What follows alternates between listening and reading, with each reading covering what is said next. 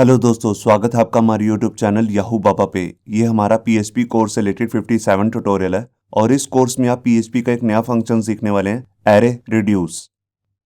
यहाँ देखिए, यहाँ पर हमारे पास ए नाम का एक एरे है जो कि एक इंडेक्स एरे है और उसके अंदर तीन अलग अलग इंटीजर वैल्यूज आ रही हैं, 10, 20 और 30।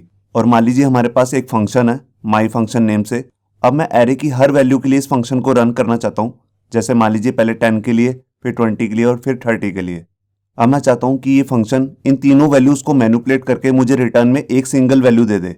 तो इसके लिए हमारे पास यहाँ पे स्पेशल फंक्शन आता है पीएचपी के अंदर, जिसे हम कहते हैं एरे रिड्यूस। एरे रिड्यूस के अंदर बेसिकली तीन पैरामीटर होते हैं। सबसे जो पहला पैरामीटर होता है वो होता है एरे। जैसा कि आप देख रहे हैं कि हमारे जो एरे का नाम है वो है ए, तो उसको हम यहाँ पे लिख देंगे। उसके बाद आता है हमारा फंक्शन का नेम। यहाँ पे जैसे देखिए हमारे फंक्शन का नेम है माई फंक्शन, तो उसको हम यहाँ पे लिख देंगे।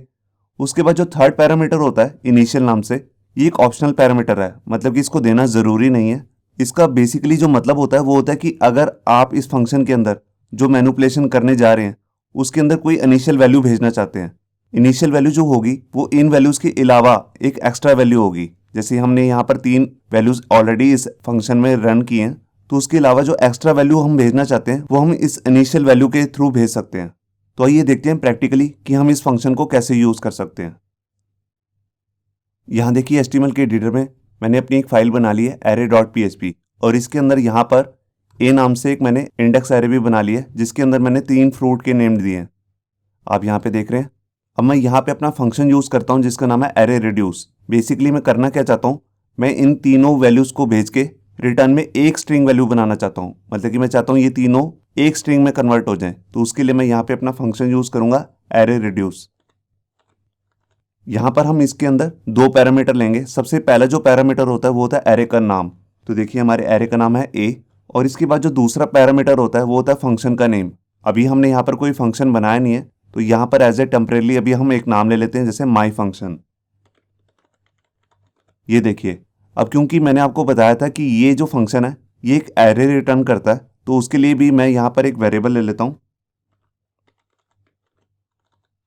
देखिए मैंने यहाँ पर एक न्यू एरे नाम से एक वेरिएबल लिया है जिसके अंदर जो एरे रिटर्न करेगा ये फंक्शन वो इसके अंदर स्टोर हो जाएगा। अब मैं इसकी वैल्यू को भी प्रिंट कराने के लिए यहाँ पे फंक्शन यूज़ कर लेता हूँ जिसका नाम है प्रिंट आर। यहाँ पे मैंने लिख दिया न्यू एरे। प्रिंट आर की फॉर्मेटिंग को सही रखने के लिए मैं इसको प्री टैग के अंदर डाल लेता हूँ और इसको कॉपी करके इस टैग को नीचे क्लोज भी कर देता हूँ, प्री टैग को। ये देखिए, अब जैसे कि मैंने यहाँ पर एक फंक्शन का नेम लिया है माई फंक्शन, तो इस फंक्शन को मैं ऊपर जाके कहीं डिफाइन भी कर देता हूँ। तो मैंने यहाँ पर एक फंक्शन बना लेता हूँ माई फंक्शन नेम से। ये देखिए, अब जैसे कि हमारा ये एरे इसको वैल्यूज़ भेजेगा, तो उसको एक्सेप्ट करने के लिए हमारे को यहाँ पे एज ए पैरामीटर वेरिएबल भी लेना पड़ेगा। तो यहाँ पर हमारे को दो वेरिएबल लेने हैं। उसका क्या मतलब है अभी मैं आपको बताता हूँ। तो पहला मैंने एक वेरिएबल ले लिया n और दूसरा एक वेरिएबल ले लिया m। m के अंदर हमारी वैल्यूज़ एरे की जाती रहेंगी। पहले ऑरेंज आएंगी m में, फिर बनाना, फिर लास्ट में एप्पल। n जो है वो कैरी का काम करेगा। जैसे आपने मैथमेटिक्स में कैरी वर्ड यूज़ किया होगा कि हम जब मैथमेटिक्स काम करते हैं तो उसमें एडिशन में जैसे कैरी लेते हैं, बिल्कुल ये वैसे ही काम करेगा। स्टार्टिंग के अंदर इस कैरी में मतलब कि n नाम के वेरिएबल में कोई वैल्यू नहीं होगी। तो यहाँ पर मैं रिटर्न करा देता हूँ एक वैल्यू। जो मैं रिटर्न कराने वाला हूँ वो एक स्ट्रिंग वैल्यू होगी जो वेरिएबल ए की सारी वैल्यूज़ को मिला के बनेगी। तो यहाँ पर मैंने पहले लिया n और उसके बाद मैंने यहाँ पर कॉन्कैटिनेशन का साइन देके इन्वर्टेड कोड के अंदर ले लिया हाइफन, और यहाँ पर फिर से कॉन्कैटिनेशन का साइन देके यहाँ पर मैंने अपना वेरिएबल ले लिया m। ये देखिए, तो स्टार्टिंग में क्या होगा, n के अंदर कोई वैल्यू नहीं है, यहाँ पर आ जाएगा हाइफन और उसके अंदर m के अंदर वैल्यू आ जाएगी पहली ऑरेंज। फिर उसके बाद दोबारा से ये लूप चलेगा और उसके अंदर n के अंदर अब वैल्यू आ चुकी होगी हाइफन ऑरेंज। उसके बाद कॉन्कैटिनेशन हो जाएगी बनाना की और उसके बाद में लास्ट में हो जाएगी एप्पल की। तो यहाँ पर मैं फाइल को सेव किया और ये देखिए, यहाँ देखिए तीनों जो अलग अलग वैल्यूज थी एरे की, ये रिटर्न होके हमारे को एक सिंगल स्ट्रिंग वैल्यू मिल चुकी है। आप देख रहे हैं यहाँ पर शुरुआत में यहाँ पर हाइफन आ रहा है क्योंकि मैंने आपको बताया था कि शुरुआत में n के अंदर कोई वैल्यू नहीं होगी, तो उसने स्टार्टिंग में हाइफन और m की वैल्यू को यहाँ पे एक्सेप्ट किया है। उसके बाद हमारे पास बनाना और एप्पल यहाँ पे कॉन्कैट हो चुके हैं। अब इसके बाद मैं आपको दिखाता हूँ कि कैसे हम इस फंक्शन के अंदर थर्ड पैरामीटर भी यूज़ कर सकते हैं एज ए इनिशियल वैल्यू। तो देखिए यहाँ पर मैंने स्टार्टिंग के लिए यहाँ पर एक फ्रूट का नेम भेज देता हूँ, जैसे लेमन। अब ये क्या होगा, ये स्टार्टिंग वैल्यू है, ये स्टार्टिंग वैल्यू जो लेमन है ये चली जाएगी वेरिएबल n के अंदर। तो अब इसको स्टार्टिंग के अंदर ही एक इनिशियल वैल्यू मिल चुकी होगी और उसके बाद m के अंदर हमारे पास वैल्यू आ जाएगी ऑरेंज। मैं आपको सेव करके दिखाता हूँ। ये देखिए यहाँ पर स्टार्टिंग में जो इसे इनिशियल वैल्यू मिली लेमन, उसको इसने कॉन्कैट कर दिया एरे की वैल्यूज़ के साथ। आप देख रहे हैं यहाँ पर ये सारी एरे की वैल्यू इस इनिशियल वैल्यू के साथ अटैच हो चुकी हैं। जैसे कि मैंने यहाँ पर अभी एक स्ट्रिंग वैल्यू ली है, मैं यहाँ पर कोई न्यूमेरिक वैल्यू या फ्लोट वैल्यू भी डाल सकता हूँ। देखिए जैसे मैंने यहाँ पर लिख दिया 20। मैंने यहाँ पर फाइल को सेव किया और ये देखिए जैसे ही मैंने यहाँ पर इनिशियल वैल्यू भेजी 20, वो एरे की वैल्यू के साथ अटैच हो चुकी है, मतलब कि कॉन्कैट हो चुकी है। अब मैं आपको एक दूसरा एग्जांपल दिखाता हूँ जिसके अंदर मैं यहाँ पर एक इंडेक्स एरे लेने वाला हूँ जिसके अंदर सारी न्यूमेरिक वैल्यूज़ आ रही हैं। तो इस वाले एरे को मैं कमेंट कर देता हूँ और यहाँ पर मैं अपना एरे ले लेता हूँ। देखिए यहाँ पर 5 अलग अलग इंटीजर वैल्यूज़ आ रही हैं। अब अगर मैं इस फंक्शन को यूज़ करूँगा, मैं आपको फाइल को सेव करके दिखाता हूँ, तो ये सारी वैल्यूज़ अटैच होकर एक स्ट्रिंग वैल्यू बन जाएंगी। ये देखिए यहाँ पर ये इनिशियल वैल्यू आ रही है, इसके बाद जितनी भी इस एरे के अंदर वैल्यूज़ थी वो सारी आपस में कॉन्कैट होकर एक स्ट्रिंग वैल्यू बन गई हैं, जबकि ये सारी थी तो इंटीजर, मगर अब ये एक स्ट्रिंग वैल्यू में कन्वर्ट हो चुकी हैं। और अगर मैं इनको एक स्ट्रिंग में कन्वर्ट नहीं करना चाहता, मैं इनका कुछ एडिशन या सब्ट्रैक्शन वगैरह या मल्टीप्लिकेशन कुछ भी अर्थमेटिक काम करना चाहता हूँ, वो भी मैं कर सकता हूँ। तो देखिए उसके लिए मेरे को यहाँ पर ये स्ट्रिंग वैल्यू मेरे को हटा देनी है। जैसे मैं इनका सबका एडिशन करना चाहता हूँ, मतलब कि सम, तो मैं ये कर लूँगा और यहाँ से अभी मैं थोड़ी देर के लिए ये थर्ड जो इनिशियल वैल्यू इसको हटा देता हूँ।